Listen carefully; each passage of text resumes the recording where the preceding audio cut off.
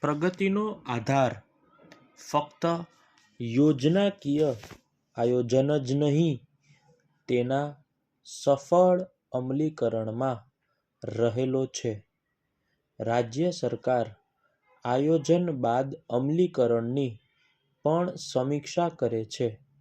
તાજેતરમાં રાજ્યના high impact પ્રોજેક્ટની સમીક્ષા બેઠકના ત્રીજા ઉપક્રમમાં રાજ્ય સરકારના વિવિધ 7 વિભાગોના કુલ 1.74 લાખ કરોડના 32 પ્રોજેક્ટ્સમાં થયેલી કામગીરીની મુખ્યમંત્રી શ્રી ભૂપેન્દ્રભાઈ પટેલે સમીક્ષા કરી હતી.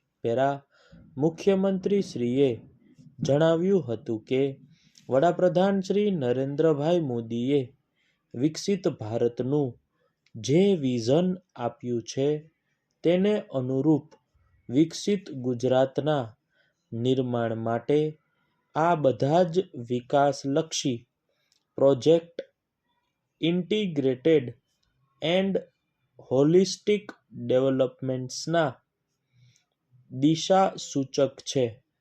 આ સંદર્ભમાં તેમણે સ્પષ્ટપણે કહ્યું કે પ્રોજેક્ટ નિશ્ચિત સમય મર્યાદામાં અને ગુણવત્તાયુક્ત કામો સાથે પૂરા થાય એટલું જ નહીં, પ્રોજેક્ટમાં થતા વિલંબથી નાણાકીય ભારણ વધે નહીં, તે પણ સુનિશ્ચિત થાય તે જરૂરી છે.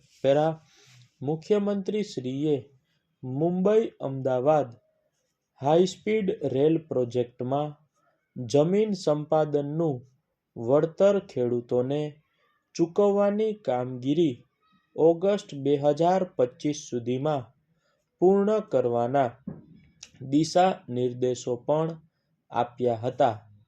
કચ્છના ખાવડામાં આકાર લઈ રહેલા 30 ગીગાવોટના હાઇબ્રિડ રિન્યુએબલ એનર્જી પાર્કની 64% કામગીરી પૂર્ણ થઈ છે અને 8662 મેગાવોટના રિન્યુએબલ એનર્જી પ્રોજેક્ટ કાર્યરત થયા છે.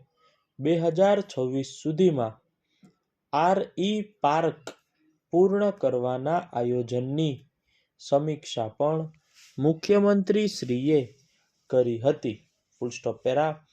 લોથલમાં ભારત સરકાર દ્વારા નિર્માણાધીન નેશનલ મેરિટમ હેરિટેજ કોમ્પ્લેક્સની પ્રગતિ સંદર્ભમાં આ સમીક્ષા બેઠકમાં બંદરો અને વાહન વ્યવહાર વિભાગ દ્વારા જણાવવામાં આવ્યું હતું કે રાજ્ય સરકારે 400 એકર જમીન ફાળવણી, પાણી પુરવઠાની પાઇપલાઇન, વીજ પુરવઠાની ટ્રાન્સમિશન લાઇન અને સરગવાડાથી પ્રોજેક્ટ સાઇટ સુધીનો રસ્તો 4 માર્ગીય કરવાની કાર્યવાહી પૂર્ણ કરી છે.